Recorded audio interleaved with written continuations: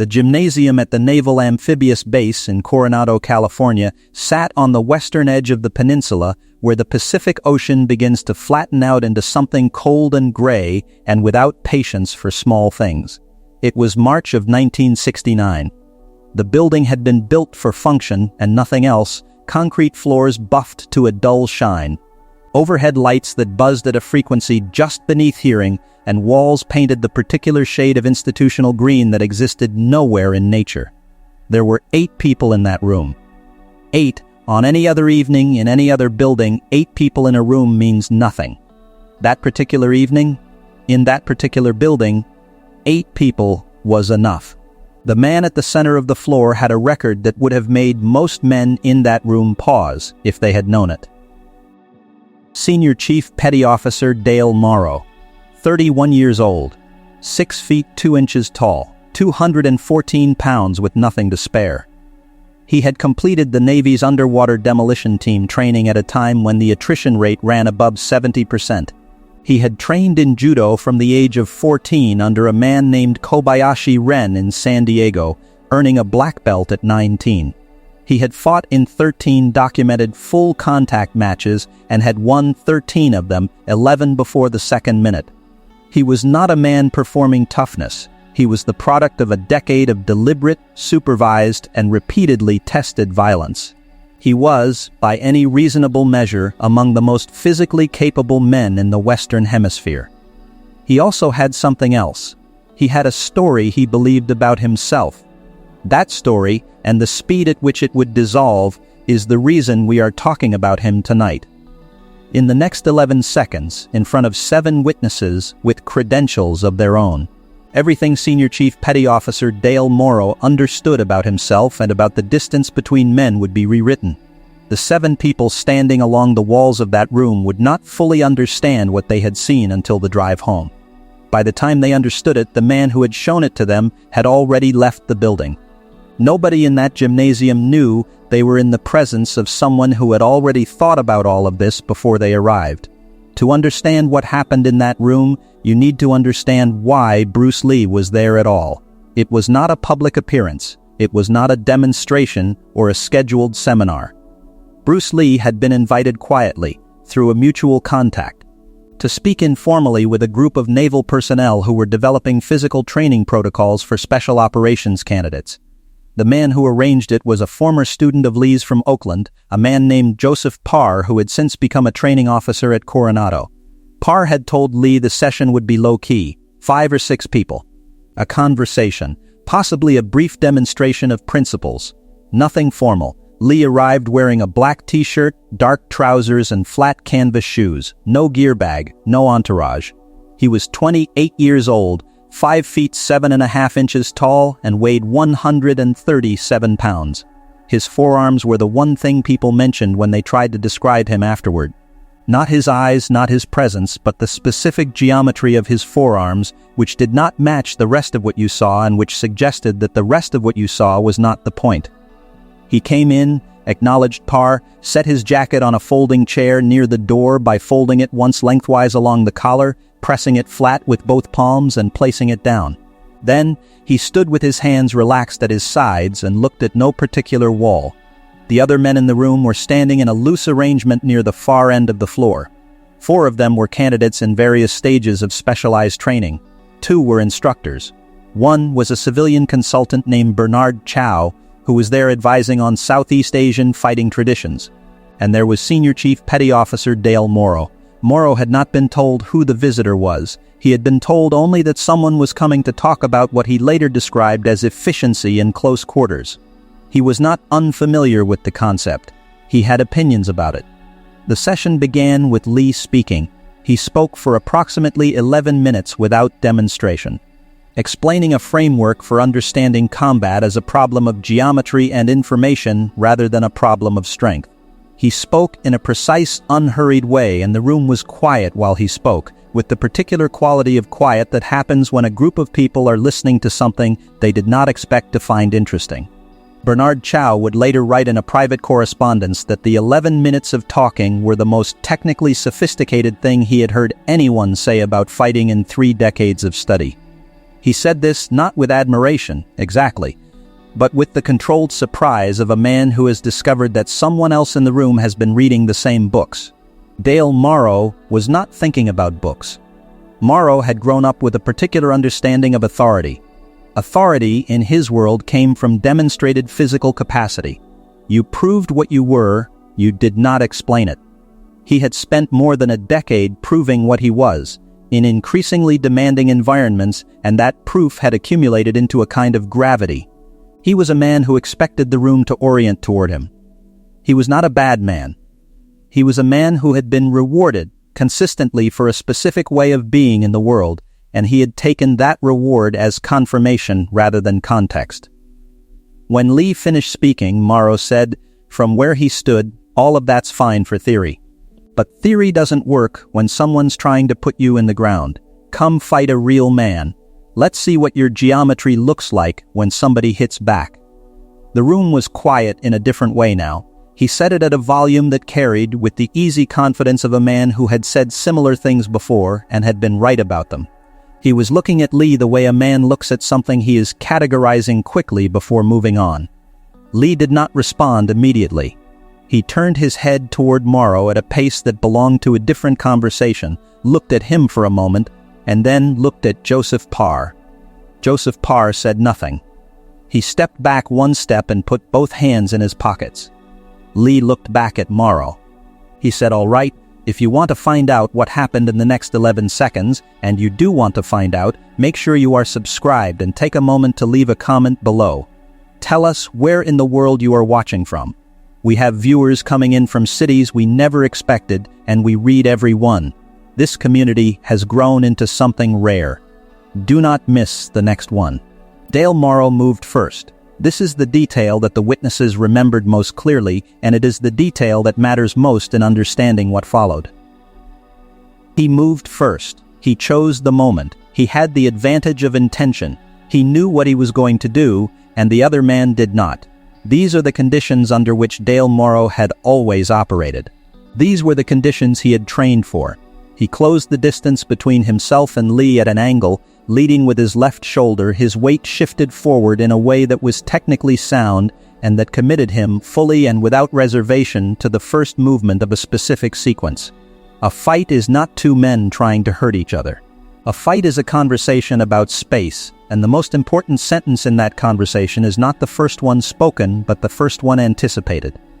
Dale Morrow understood distance the way a man understands a tool he has used 1,000 times. Bruce Lee understood distance the way a man understands a language he thinks in. Second one. Morrow's left hand came forward. It was a measuring movement, a rangefinder disguised as a jab, designed to establish the geometry for what was coming behind it. It was the kind of movement that worked because it had always worked, because the men who had stood across from it had responded to it in the ways it was designed to provoke. It arrived in the space where Lee had been standing. Lee was not there. He had moved laterally, 3 inches to his left, at a moment that came before the hand rather than in response to it. This is the distinction. He did not react. He read. He was already in the new position while the jab was still traveling toward the old one. Bernard Chow, standing with his back against the eastern wall, felt his chin come down to his chest. He did not move. He stood with his chin against his chest and watched. Second 2. Morrow adjusted. He was good enough to adjust, which is what made the adjustment irrelevant. He had processed the lateral shift and rerouted without pause, his body executing a correction that required real skill and real speed. His right hand followed, angled to account for the new position. And this movement was faster than the first one. It was, by any standard measure, a fast strike. It was the kind of strike that had ended 11 fights in under 2 minutes. Lee deflected it. He did not block it. He did not absorb it. He deflected it, redirecting the force along a line that left Morrow's arm extended and his right side briefly open and his weight committed forward in a way that could not be instantly undone. One of the training candidates standing near the north wall, a man named Reyes, said afterward that he had blinked at the wrong moment and missed it. He said he saw the right hand leave, and then he saw the right hand extended in empty air, and he did not see what happened between those two things. He said this not as complaint, but as a statement of available information. Second 3. Morrow's third attempt was the most committed. It was also the one that was over before it began. He had decided to close the distance completely, to make range irrelevant, to bring his size and his training into the conversation in the most direct way available. It was not a bad decision. Against nearly any opponent he had ever faced, it would have been the correct decision. He lunged forward at a speed that was genuinely impressive. That would have impressed anyone watching who understood what they were seeing. Lee stepped inside it, not away from it, inside it. He moved into the lunge, toward the threat rather than away from it, occupying the space that Morrow needed to finish the movement, so that the technique Morrow had committed to had nowhere to arrive. His left hand came to Morrow's leading elbow, not gripping, not pulling, resting there with a pressure that was specific and structural and that changed the geometry of the next 2 seconds completely. Morrow felt the control enter his arm before he understood what was happening. Senior Chief Petty Officer Dale Morrow, a man who had ended 13 fights before the second minute, who had trained in judo for 17 years, who had passed through the most demanding physical selection process the United States military had constructed, was standing in a room with his arm in a position he had not chosen, his weight distributed in a way he had not intended, and a man he outweighed by 77 pounds standing close enough to be inside his reach. Joseph Parr, who had been Lee's student in Oakland and who had known what he was bringing into the room, found himself looking at the floor. The 2 training instructors had stopped breathing. Second 4. Lee's right hand was at Morrow's jawline, not against it, at it. Stopped, the knuckles of his index and middle finger rested against the skin 1 inch from the point of the jaw, held there with the deliberate stillness of a full stop at the end of a sentence. He had thrown almost nothing. He had not raised his voice. He was standing in flat canvas shoes on a concrete floor in a gymnasium that smelled of industrial cleaner and chalk, and he was holding the end of a sequence that he had not started at a point 1 inch from a man's jaw. And that point was where the sequence ended. He held it there for what the witnesses would later agree was approximately 3 seconds. Then he lowered his hand, he stepped back, 1 step. He returned to a position he could have walked away from without theatrical effort, and he looked at Morrow with an expression that contained no announcement. Bernard Chow pushed himself off the eastern wall and set his notepad down on the floor beside him and looked at it for a moment before looking back up. The room had the quality of a space that has recently been vacated by something large. What happened in the next 60 seconds is the part of the story that the witnesses struggled most to describe accurately. Morrow did not move immediately. He stood in the position where the sequence had ended, and he looked at the space in front of him rather than at Lee.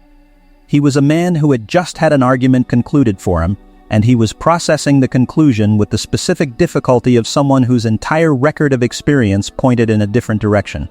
The thing that was happening inside Morrow in those 60 seconds was a negotiation between 2 versions of himself. The first version had credentials that filled a wall. The second version had just been held at a specific controlled point without the ability to prevent it. Both versions were real. What he did next would determine which one he chose to carry out of the room. Bernard Chow would write about this moment in his private correspondence with a precision that the other witnesses had not managed. He wrote, "What I observed in those 60 seconds had less to do with martial arts than with the specific question of what a man decides to do with evidence he did not want." Morrow looked at Lee. He said, "I pushed too early." He did not say it quietly and he did not say it loudly. He said it at the volume of a man making a statement to himself that happened to be audible. Lee said nothing for a moment. Then he said, "You read the distance correctly. You just read it 1 second too late. It was not a concession and it was not a compliment. It was an accurate, technical observation delivered without decoration, in the same register as everything else he had said in the room that evening. It contained no cruelty and no performance of generosity. It was simply what was true." Morrow extended his right hand. Lee took it. Then Lee walked to the folding chair by the door, lifted his jacket, and put it on. He said something to Joseph Parr that none of the other witnesses could hear, and Parr nodded twice. Then Lee walked out of the gymnasium and into the Coronado evening, where the Pacific moved against the peninsula in the particular indifferent rhythm it maintained regardless of what was happening inside buildings on its shore. The overhead lights buzzed. The concrete floor held the same temperature it had held before anyone arrived. The 7 witnesses carried the story out of that gymnasium in their own directions, and it changed shape with each direction it traveled, the way all true stories do when they become oral rather than witnessed. Joseph Parr told 3 students in Oakland inside of a week, and he told it with the technical precision of a man who had trained long enough to describe what he had seen in terms that were accurate. The story as Parr told it was almost clinical. He spoke of the lateral movement, the deflection angle, the inside step, the held position at the jaw. He had the language for it. 2 of the 3 students who heard Parr's version went on to careers that intersected with combat sports instruction, and they carried fragments of the story into classrooms and seminars for decades, where it was taught not as mythology but as a lesson in reading versus reacting. Bernard Chow's version traveled differently.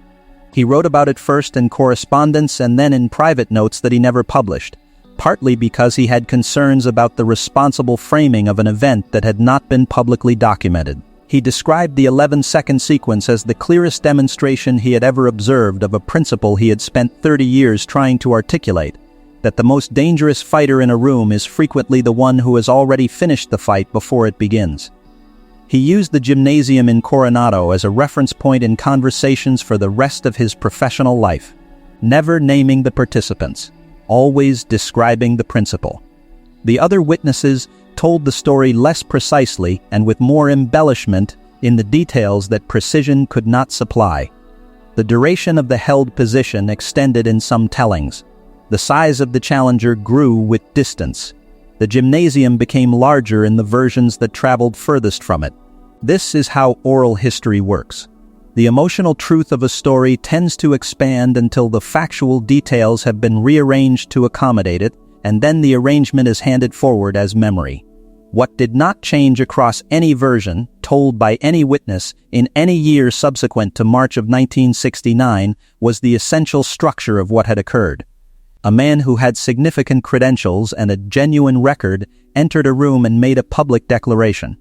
A quieter man with canvas shoes and a folded jacket received the declaration and answered it in 11 seconds with almost no visible effort. The quieter man then said one true thing and left.